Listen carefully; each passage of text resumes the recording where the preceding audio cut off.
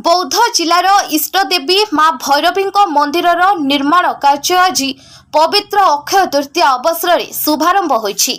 आज रीतिनीति अनुसार मंदिर परिसर में पूजार्चना हेबा परे मंदिर परिचालना कमिटी सभापति सुरेन कुमार प्रधान प्रथम इटा मुख्य कारीगर को प्रदान करथिले। एहा परे बहु संख्यारे भक्त एही कार्य जोगदे मंदिर निर्माण पई गोटिए गोटिए इटा प्रदान करी श्रमदान करथिले। एही कार्यक्रम रे मंदिरर समस्त पूजक और मंदिर कमिटीर सदस्य माने सहयोग करथिले। अन्यपटे श्रद्धालु और मंदिर कमिटी सहयोग रे यथाशीघ्र मंदिर निर्माण कार्य समाप्त हेबो बोली सभापति सूचना दैछन्ति।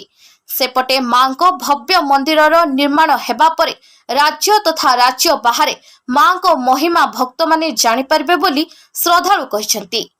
Arrow news bureau report.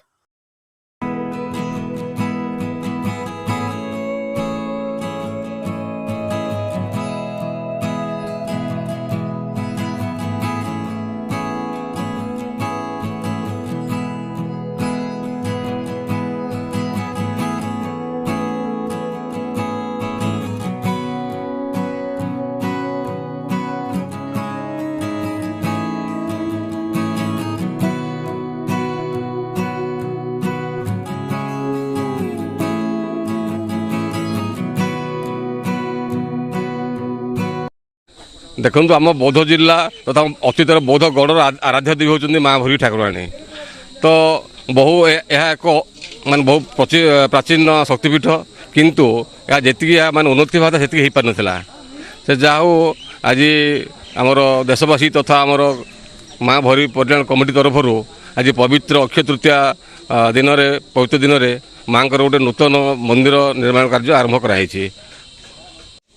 बौद्ध आराध्य देवी माँ भैरवी मंदिर आज पवित्र अक्षय तृतीया आरंभ होइछि एवं भक्त माने आज इटा गोटे गोटे दान करिसंती एवं इटा गोटेकर दाम 50 टंका हिसाब से माने पैठ मध्य करिसंती। आगामी दिन में मु ए अंचलर भक्त तथा एवं ओडिशावासी को अनुरोध करी दूर दूरांतर जो मैंने अच्छी मंदिर पर सहयोगर हाथ बढ़ातु एवं ए मंदिर खूब शीघ्र निर्माण हम एवं मंदिर माँ मंदिर सबुआड़े गीति एवं रीति सबुआड़े चालू हम। जय माँ भैरवी की जय। जय माँ भैरवी की जय।